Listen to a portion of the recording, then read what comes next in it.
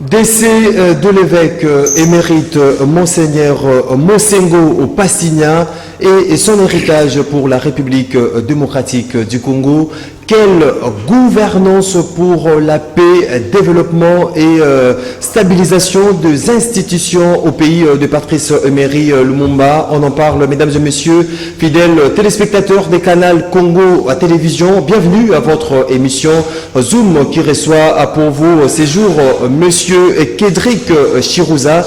Kédric Chirouza est cadre de l'UNC de Vital Kamere. Monsieur Kédric, bonsoir. Bonsoir, monsieur Maxime. Avec monsieur Kédric, nous avons donc scruté les différents sujets d'actualité de notre pays, la République démocratique du Congo. Monsieur Kédric Chirouza, vous êtes à la première participation à cette émission Zoom. Merci pour l'invitation déjà. Déjà en forme là? Oui, très en forme. Oui, nous débutons cette émission avec les décès de Monseigneur Mosengo Passigna.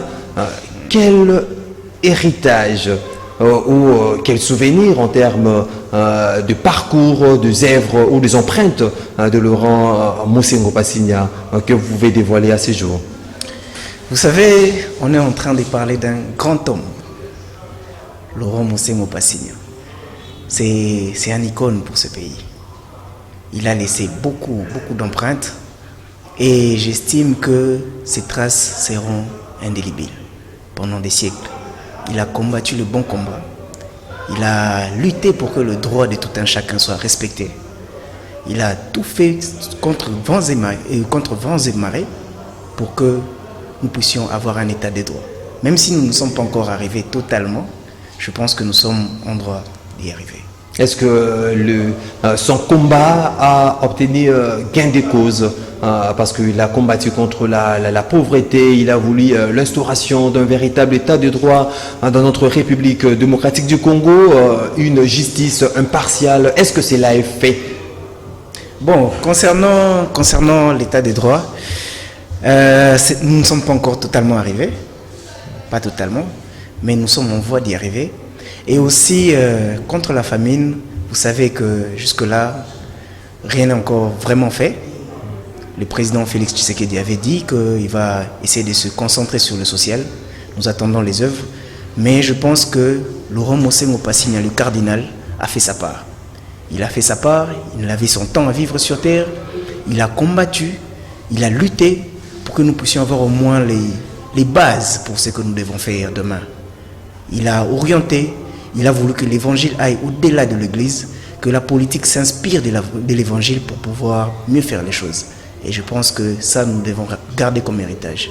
Lors de son homélie hier, la nation a rendu hommage à Monseigneur Mosengo au niveau du Palais du Peuple. Le cardinal Fridolin Ambongo a, dans son message, estimé que pour rendre des hommages dignes de ce rang au fait cardinal Laurent Mosengo, il ne faut pas laisser la population croupir dans une misère indescriptible et que les gouvernants vivent dans une opulence et dans l'impunité. Quelle lecture avez-vous fait de ces messages du cardinal Fridolin Ambongo? Vous savez, c'est un message très fort. C'est un message très fort parce que Laurent Mosengo Passigna n'était pas comme tous les autres cardinaux. Laurent Mosengo Passigna s'est vraiment incrusté dans la vie pratique, dans la vie sociale de tout un chacun. Il a voulu que le social soit dans la base de la gestion de nos gouvernants. Il a voulu que le droit de tout un chacun soit respecté. Et je pense que l'homélie de cardinal Ambongo, c'était vraiment dans le sens de la vie de Mosengo. Et c'était important qu'il puisse souligner cela. Nous voyons aujourd'hui que nos dirigeants sont dans l'opulence. Nous le voyons. Ce n'est pas et que la population est de vivre dans une misère indescriptible. Ce n'est pas à cacher. Nous le voyons. Mais seulement, il faut lutter chaque jour pour améliorer les choses. Il faut essayer d'équilibrer les choses. Est-ce qu'il y a cette volonté-là d'améliorer les choses? Est-ce qu'il y a un pas qui est déjà franchi par le gouvernement? Vous savez, tout ne se limite pas qu'à la volonté. Il y a aussi la pratique. La volonté doit se transmettre par l'acte.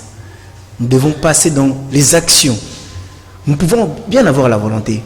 Vous pouvez être dans votre parcelle, vous avez la volonté d'arranger à l'extérieur, mais si vous ne vous levez pas de votre lit et vous prenez un balai, pour balayer, ça restera sale, mais vous avez la volonté.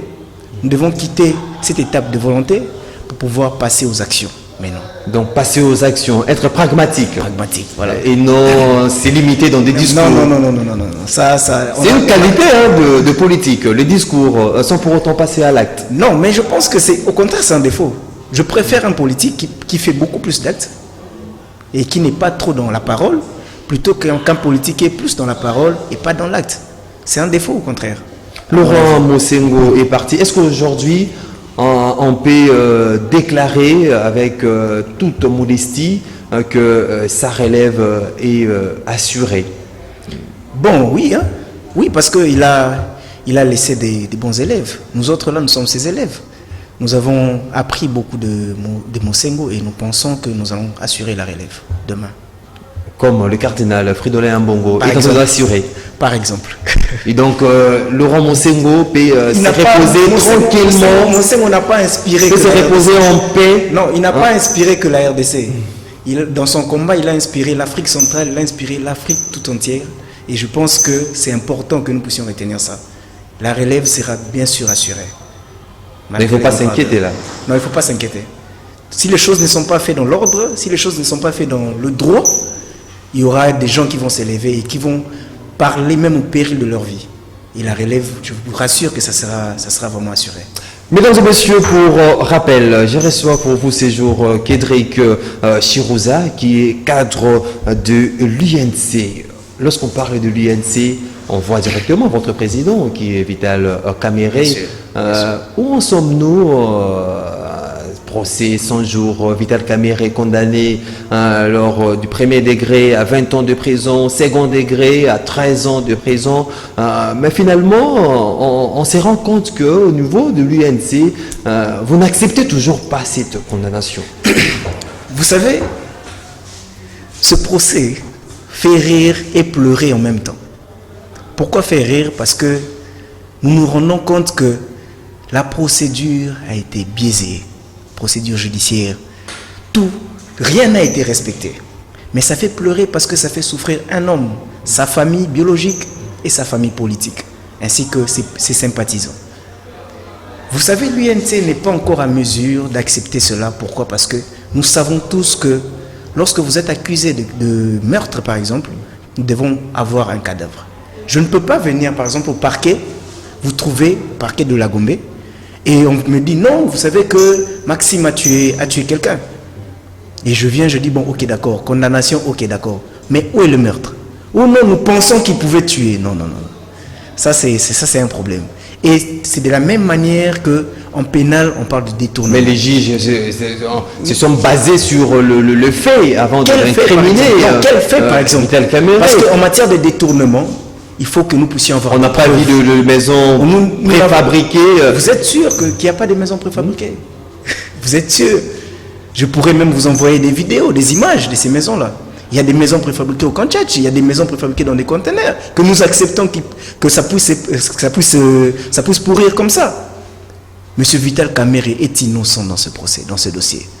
Le détournement, il faut préciser, Monsieur Vital Kamerhe a détourné combien, dans quelles circonstances. Voilà, et là nous pourrions peut-être dire... Bon, jusqu'à ce jour, vous clamez toujours son innocence. Oui, mais bien sûr, parce que si je vous demande par exemple de m'expliquer pourquoi est-ce que sa peine a été diminuée, sur quelle base par exemple? La clémence, vous pensez? Peut-être aussi les effets atténuants, notamment sa conduite, par exemple, dans la prison. Non. Monsieur Vital Kamerhe est innocent dans ces dossiers. Il est vraiment innocent et l'UNC ne va pas cesser de clamer son innocence. Ces maisons préfabriquées sont là, la commande a été faite et monsieur Jamal, l'auteur de cette histoire, il a accepté. Il a dit, j'accepte, j'ai reçu l'argent. Ne suivez pas monsieur Vital Kamerhe parce que j'ai reçu l'argent. Et j'ai passé la commande. Mais M. Vital Kamerhe, qu'est-ce qu'il vient faire dans cette histoire? C'est une histoire dont on parle, ça fait plus d'une année aujourd'hui. Où je pense que le monde entier a compris que c'est un procès préfabriqué, comme les maisons préfabriquées. Je pense que ces procès s'est inspiré tout simplement des maisons préfabriquées, parce que c'est un procès préfabriqué. Dans les maisons préfabriquées dont ça existe. Vous avez, donc Vital Kamerhe avait eu la charge de donner, de passer, comment dirais-je, de passer l'attribution de marché n'était pas conforme comme en accru lors de ces procès. Non. Concernant ces marchés, M. Vital Kamerhe n'est pas venu inventer quelque chose. Il a trouvé déjà un contrat bien établi par le ministre de l'Urbanisme à l'époque, M. Bitakwira. Alors, comme c'était un programme d'urgence du chef de l'État, qu'est-ce que M. Vital Kamerhe a fait? Il a juste choisi parmi les prérogatives choisies par le chef de l'État, il a vu qu'il y avait des maisons préfabriquées. Et il a regardé parmi les dossiers des maisons préfabriquées déjà en ordre. C'est comme ça qu'il a juste suivi la procédure. Cette histoire, elle est très banale en fait. Donc vous appelez à ces jours à la relaxation, à la libération de votre leader. M. Vital Kamerhe mérite sa liberté, comme vous et moi. C'est un innocent qui croupit en prison inutilement.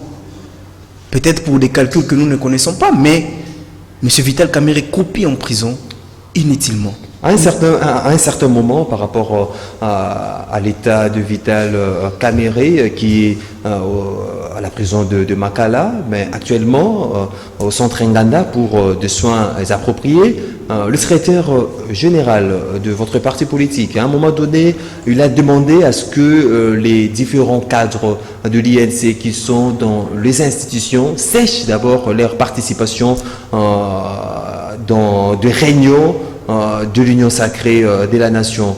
Ça a toujours été maintenu ou bien vous avez relativisé? Non. Il y a un malentendu parce qu'il a convoqué une réunion avec les membres de l'UNC qui sont dans les institutions pour prendre des directives politiques.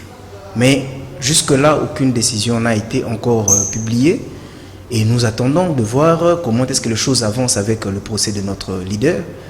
Mais il avait tout simplement demandé aux députés de l'UNC de sécher avec la participation aux réunions de cash. C'est tout simplement ça. Il n'avait jamais demandé aux membres de l'UNC étant dans les institutions de pouvoir sécher leurs... Pas des institutions. Non. Parce que les membres de l'UNC qui sont dans les institutions, ce sont comme des soldats qui sont déjà envoyés en guerre. Ils n'appartiennent plus totalement à l'UNC. Ils appartiennent maintenant aux institutions du pays. Ils peuvent être rappelés par leur source qui est l'UNC pour avoir certainement des directives ou bien quoi que ce soit, mais ils travaillent pour le pays, pour la République. Alors nous ne pouvons pas dire qu'ils puissent sécher leur travail. Non, je pense que c'est une mauvaise compréhension des choses. Aujourd'hui, qu'est-ce que vous suggérez, qu'est-ce que vous pouvez dire par rapport à bien évidemment ces dossiers qui fait couler beaucoup d'encre et salive dans la société congolaise? Vous savez, j'ai été parmi ceux qui ont été là le jour de l'arrestation de l'honorable Vital Kamerhe. Et je peux vous dire clairement que ce monsieur est innocent. Parce que j'ai suivi à la lettre ce procès. En étant scotché devant ma télévision, tout comme vous peut-être, parce que c'était l'ensemble de la population qui était scotché devant la télé pour suivre ce procès. Un procès retransmis en direct. Retransmis en direct. À volonté voilà, qui a demandé à ce qu'il y ait retransmission des... Ce qui était d'ailleurs une bonne chose. Ce qui était d'ailleurs une très bonne chose. Et nous avons pu comprendre, nous tous, que ce procès était vraiment monté de toutes pièces. Alors, tout ce que moi je peux dire concernant cette histoire, c'est que le président de l'UNC, l'honorable Vital Kamerhe, doit être acquitté. Mérite sa liberté. C'est un père des familles, c'est un mari pour sa femme, c'est un leader politique. Ça ne sert à rien. La justice a déjà tranché, il faut attendre peut-être la réponse du chef de l'État. Il y a encore d'autres voies judiciaires. Par rapport à une grâce présidentielle. Il y a encore d'autres voies judiciaires. La Cour de cassation, par exemple. Nous pouvons monter en Cour de cassation. Vous avez déjà saisi la Cour de cassation? Ça, je ne sais pas. Ça, c'est aux avocats de répondre à cela. Mais seulement, il y a encore d'autres voies judiciaires. Mais en dépit de cela, si le magistrat suprême, qui a lui-même dit que Vital Kamerhe, c'est un monsieur correct et sérieux, trouve qu'il ne mérite pas la prison, il peut toujours intervenir, comme je l'ai toujours dit. Par une grâce présidentielle? par les moyens qui lui sont proposés, bien sûr. Aujourd'hui, vous attendez quoi? Une grâce présidentielle ou vous attendez épuiser tous les moyens des recours à la justice? Non, moi, personnellement, je m'attends à l'acquittement de M. Vital Kamerhe. La justice peut reconnaître son erreur. Le président de la République, en tant que magistrat suprême, peut intervenir. Il y a plusieurs manières par lesquelles M. Vital Kamerhe peut se retrouver en liberté.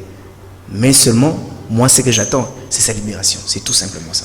Parlons-en à présent des rémi-ménages dans des portefeuilles de l'État. La question qu'on s'est posée ces jours, quelle gouvernance pour la paix, développement et stabilisation de nos institutions? Est-ce qu'aujourd'hui, on peut dire que ça marche en RDC? Bon, vous savez, dire que ça marche encore, ça serait se tromper soi-même. Nous sommes en voie. Nous voyons les efforts du gouvernement.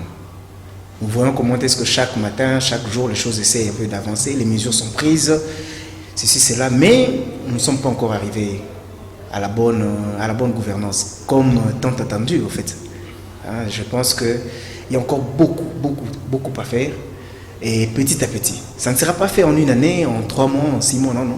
Ça prendra du temps, mais on va y arriver. L'acte posé par le gouvernement, Jean-Michel Sama Lukonde, dit gouvernement des Warriors, il y a eu la rétrocession dans des provinces, moyennant près de 300 à 350 000 dollars qui seront désormais rétrocédés aux provinces. Alors, comment avez-vous jugé cet acte du gouvernement des Warriors? C'est un acte très noble. Très noble. C'est une première. Oui, c'est une première. Et puis je pense que c'est important de rendre un peu indépendants nos provinces pour permettre à chaque gouverneur de pouvoir travailler selon les contextes qu'il trouve dans sa localité. Pourquoi? Parce que toutes les provinces n'ont pas les mêmes réalités. C'est-à-dire qu'il y a des provinces riches en minerais, il y a des provinces qu'on peut exploiter en matière agricole plutôt. Et je pense que chaque gouverneur connaît les réalités de sa province. Et nous devons leur laisser une brèche de travail. Plutôt qu'ils puissent toujours dépendre du gouvernement central, ils doivent avoir une brèche à eux, tout seuls, pour l'exploiter à leur guise, mais pour le bien de la population, bien sûr. Est-ce que ces différents gouverneurs vont affecter ces différents moyens dans les investissements? Là, maintenant, j'espère que l'argent affecté, il y aura un moyen de contrôle. Il y aura une équipe de contrôle pour contrôler chaque gouverneur, pour veiller à ce que l'argent affecté à telle chose soit vraiment réalisé pour telle chose. Je pense, j'espère que ça sera ça. Sinon, si on le donne juste comme ça, sans suivi, sans rien, ça risque d'être du gaspillage. Vous voyez? Donc c'est déjà une bonne action du gouvernement. C'est une très bonne action. Si avec l'État on peut encore améliorer, ça sera encore important. Par rapport, par exemple, aux recettes de chaque gouverneur et qu'il ait, par exemple, ces 60% de rétrocession, je pense que ça serait encore important. Changement de suspension de mandataires dans les entreprises de portefeuille, nomination de l'autre côté. Est-ce que certains ont qualifié cela de la chasse aux sorcières? Bon, pas nécessairement. Je n'irai pas dans ce sens-là. Parce que si c'était vraiment de la chasse aux sorcières, je n'en vois pas l'intérêt. Mais aussi, concernant la suspension des mandataires, je pense que les mandataires suspendus jusque-là sont des mandataires suspectés, ou soit des mandataires qui ont déjà des dossiers qui doivent être attaqués en justice. Ce n'est pas fait à la vaille que vaille, et il y a des soubassements pour chaque sanction. Et nous devons attendre à ce que la procédure judiciaire puisse être entamée et nous saurons que tel mandataire a été sanctionné pour telle chose, tel mandataire a été sanctionné pour telle chose. Ça, c'est mon avis. Les suspensions consécutivement à ces derniers rapports de l'IGF qui a déploré la mauvaise gestion, la mauvaise gouvernance dans certaines entreprises de l'État. Et puis la décision a été prise au 8e Conseil de ministres, présidé même par le chef de l'État. Est-ce qu'on peut dire qu'aujourd'hui c'est les fruits? Parce qu'on a senti un laxisme par rapport à la faisabilité ou même la mise en exergue de cette décision. Il fallait attendre cette question écrite au Premier ministre Jean-Michel Samaloukonde par le député national Claudel Loubaya pour voir justement ces différentes actions avec des suspensions. Est-ce qu'il fallait qu'il y ait pression? Ce gouvernement attend seulement qu'il y ait pression avant d'agir ou lorsqu'on prend des décisions, il faut l'exécuter? Bon, des décisions doivent être exécutées, mais les contextes aussi doivent être bien étudiés. Je pense que le moment était bien choisi pour suspendre ces différents mandataires. Pourquoi? Parce que certainement que l'IGF qui travaille certainement d'une manière indépendante, j'estime que l'IGF travaille d'une manière indépendante, a fait un rapport. Mais ce rapport-là doit avoir des conséquences. S'il y a eu de l'argent perdu, cet argent-là, ça n'appartient pas aux autorités, ça appartient à la population. Et ces autorités-là qui ont détourné de l'argent, que tu sois mandataire, ministre, ancien Premier ministre, je pense que vous avez des comptes à rendre à la population. Et c'est cet angle-là que le Conseil des ministres a exploité pour pouvoir sanctionner certains. Et donc je pense que c'est une très bonne chose. Mais attendre, dire par exemple que le gouvernement attend toujours la pression, non, je pense qu'il faut attendre que le bon moment arrive. Et c'était le bon moment pour cela. Si les autorités ont estimé que c'était le bon moment, je pense que c'était le bon moment pour cela. Donc le bon moment pour... c'était pas une pression? Non, ce n'était pas une pression. C'était le moment opportun. C'était un conseil des ministres. C'était le moment opportun pour suspendre. Voilà. Malgré la réclamation où les politiques ont dénoncé, justement, c'est laxisme hein, à un moment donné. Non, ça n'a rien à voir avec du laxisme. Mais seulement que les gens aiment bien se victimiser. Les gens aiment bien dire, à tout moment que quelqu'un est sanctionné, il faut toujours qu'il trouve que non, il y a eu un truc. Non, non, non. À un moment donné, il faut assumer ces actes. Nous devons arriver à une étape où nous devons assumer ce que nous faisons. Les dirigeants, la majorité, ce sont des dirigeants qui ont été avec l'ancien régime, qui ont continué, les mandataires par exemple. Alors, quand on remarque qu'il y a des irrégularités dans ta gestion, qu'est-ce que le gouvernement peut faire? Prendre des mesures pour t'emmener devant la justice. Vous voyez? Et une fois que tu es devant la justice, si tu es innocent, tu seras acquitté. Et si tu n'es pas innocent, on trouve que non, tu es coupable, tu feras la prison.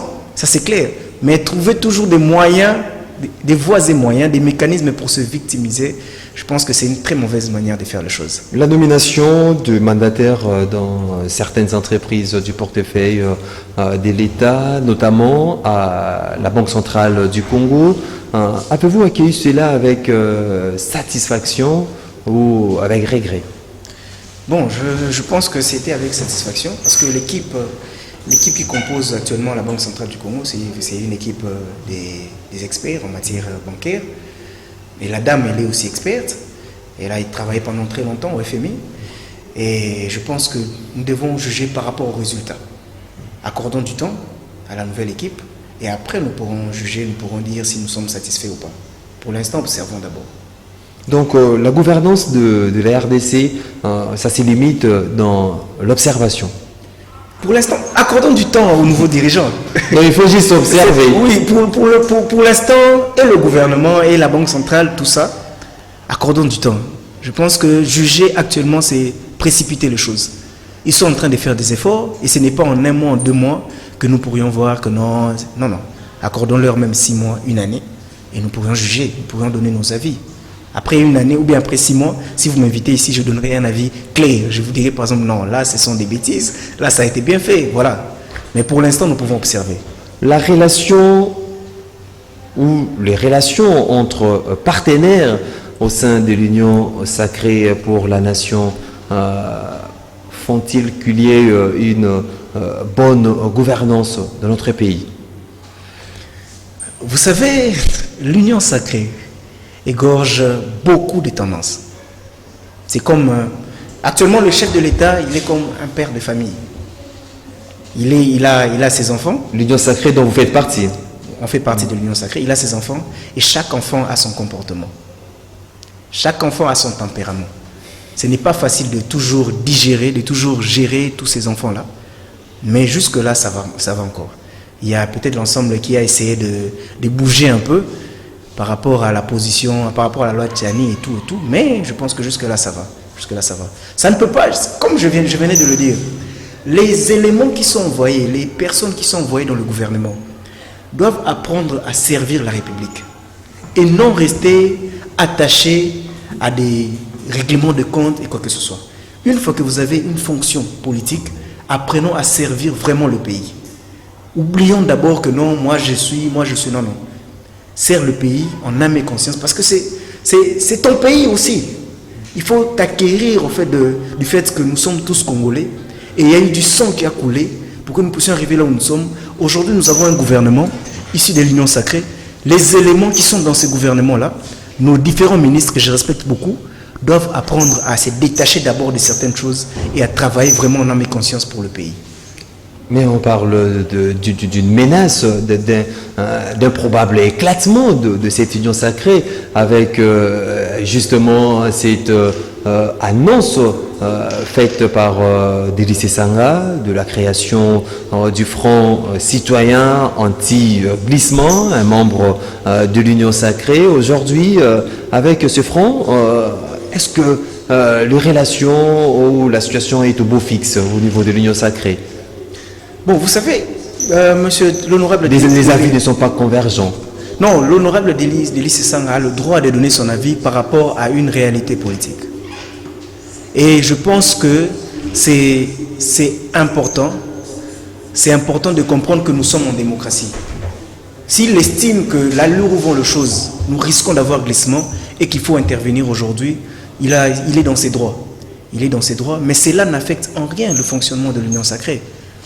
Si quelqu'un s'exprime en disant que, bon, moi je trouve qu'à l'allure où nous risquons de dépasser les délais... Vous n'avez pas un même langage au sein de l'Union sacrée. Comment ça? Pourquoi vous dites ça? Vous n'avez pas un même langage. Aujourd'hui, l'Ensemble pour la République, il y a Jacques Ndala, coordonnateur national de la jeunesse, qui est condamné à 2 ans de prison. L'Ensemble déclare qu'une fois que la proposition de loi préservant le poste de souveraineté de notre pays, une fois cette proposition sera inscrite parmi les matières à aborder au niveau de l'Assemblée nationale, marquera une rupture. Vous savez, je venais de le dire, chaque parti politique a le droit de s'exprimer comme bon le semble. Et nous sommes en démocratie. C'est ça même le symbole de la démocratie.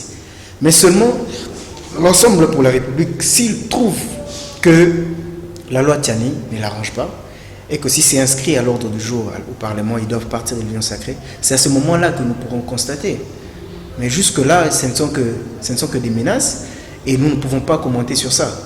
Parce que pendant ce temps, pendant même que nous sommes en train de discuter, beaucoup de choses peuvent se passer. Vous voyez? Donc je pense que c'est ça même le symbole de la démocratie. Tous les partis politiques ne doivent pas tout simplement être là, dire oui et amen. Par rapport à chaque situation... Donc c'est un débat démocratique au sein de l'Union sacrée. Au sein de l'Union sacrée. Tout comme nous sommes contre la condamnation de notre président national, en disant par exemple que non, nos députés puissent sécher la participation aux réunions cash. Tout comme eux aussi peuvent prendre des mesures par rapport à une loi qui trouve que c'est menaçant pour eux ou bien ce n'est pas juste pour eux. C'est comme ça que je dis que la démocratie doit atteindre un autre niveau dans notre pays. Nous devons apprendre à accepter les choses et à nous accepter avec nos différends. Vous voyez? Est-ce que ces différentes actes posés par les membres de l'Union sacrée permettent à ce que nous arrivons à cette gouvernance tant voulue? Parce qu'aujourd'hui, la population souffre énormément. La population est en train de vivre dans une misère indescriptible. Au moment où les gouvernants, il y a de colibés, de tiraillements entre eux, est-ce que, n'est-ce pas, cette population est sacrifiée? Bon, oui, quand il y a tiraillement entre gouvernants, la population est sacrifiée, ça c'est clair. Mais seulement, je pense que ceux qui sont dans le gouvernement, qu'ils soient d'ensemble, qu'ils soient de l'UNC, qu'ils soient de l'UDPS et autres, doivent apprendre à se détacher des querelles partisans. Ils doivent se détacher totalement de ça. Travailler. Si les mesures politiques sont optées de leur côté, ils peuvent peut-être adhérer, s'y soumettre. Mais là, c'est au moment où les mesures sont prises. Mais avant cela, pour le fonctionnement du pays. Parce que l'État ne s'arrête pas. L'État, c'est chaque jour que ça fonctionne.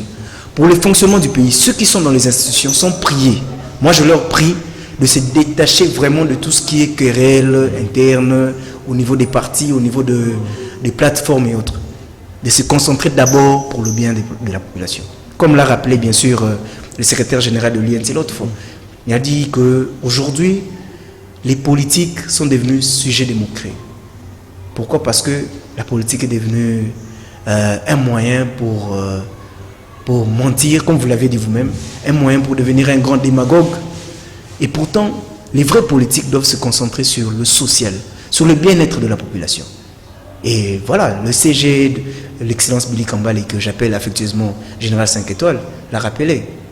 Vous voyez. Général, il n'est pas général de l'armée. Non, c'est général au sein de l'INC. Au sein de l'INC. Avec Général 5 étoiles. Là, ça devient difficile. Là. Avec le front, Delis Esanga estime que les réformes tant voulues, notamment des réformes électorales, à ce qui s'est passé au niveau de l'Assemblée nationale, de mettre ça en cause. Qu'il faut aller dans des réformes consensuelles pour de bonnes élections crédibles, transparentes en 2023. Pas question de dépasser un jour, des jours. Vous savez, nous avons encore du temps devant nous pour arriver en 2023. Et le gouvernement, l'État peut prendre toutes les mesures possibles pour qu'on organise les élections dans les délais constitutionnels. Hier, j'étais chez l'un de tes confrères et j'ai dit ceci. Le président Félix Antoine Tshisekedi venait lui-même de l'opposition. C'est un opposant. Et il a lutté, en commençant déjà par le feu Étienne Tshisekedi. Il a lutté. Monsieur Étienne Tshisekedi tenait à l'organisation des élections crédibles, transparentes et démocratiques dans ce pays. Et aujourd'hui, que son fils, le président Félix Antoine Tshisekedi, a le commande de toutes les institutions du pays, je pense qu'il en fera sa priorité, les priorités. De respecter les délais constitutionnels, comme il le disait lui-même en étant opposant, il disait que nous devons toujours tenir à respecter les délais constitutionnels et aussi à organiser des élections crédibles, transparentes et démocratiques. Donc c'est ce qui sera fait. On a comme l'impression que tous les partenaires dans l'Union sacrée et tous brandissent de menaces. De l'autre côté, il ne faut pas aborder la loi ou la proposition de loi Tchani qui aujourd'hui est endossée par Singhi Pouloulou. Du côté de l'UNC, on brandit la libération de Vital Kamere. On a comme l'impression que les partenaires et tous brandissent de menaces. Non, ce ne sont pas des menaces. Chaque partenaire au sein de l'UNC est en train de donner sa position par rapport à une certaine réalité politique. Vous voyez? Donc, si nous trouvons que, au sein de l'UNC, nous trouvons que le procès de notre leader, Vital Kamere, c'est un procès préfabriqué, c'est un procès monté de toutes pièces, nous avons le droit de le dire. Nous avons le droit de nous exprimer.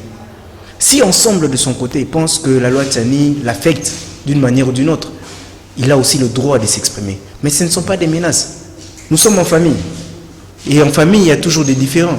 Mais cela ne fait pas en sorte que la corde familiale puisse se couper. On est arrivé à la fin, M. Kédrick Chirouza. Un message particulier à lancer à la population, à tout le monde qui te suit à ce net moment. J'aimerais tout simplement demander à la population congolaise que le lendemain de notre pays nous appartient tous. Il ne faut pas laisser cela uniquement aux gouvernants. Nous aussi, nous avons notre part à faire. Nous devons nous investir tout un chacun pour pouvoir améliorer les choses, pour que le lendemain de la RDC soit meilleur. Mesdames et messieurs, cette émission est terminée. On a eu le réel plaisir de recevoir pour vous au séjour M. Kédrick Chirouza, qui est cadre de l'UNC, de Vital Kamere. On vous dit merci de temps disposé. Merci beaucoup, merci pour la réception. Vous étiez nombreux à suivre cette émission. Je vous dis merci de votre attention soutenue à cette émission réalisée par Alain Kabongo Fiston. Atunga était du côté de la régie, Moro Njambe, Olivier Longwango à la prise de vue. Je vous retrouve la semaine prochaine pour un autre numéro de votre émission. Ça sera avec notre invité, avec le même plaisir qui nous anime d'ailleurs. D'ici là, portez-vous bien. Les programmes continuent sur Canal Congo Télévision. Au revoir.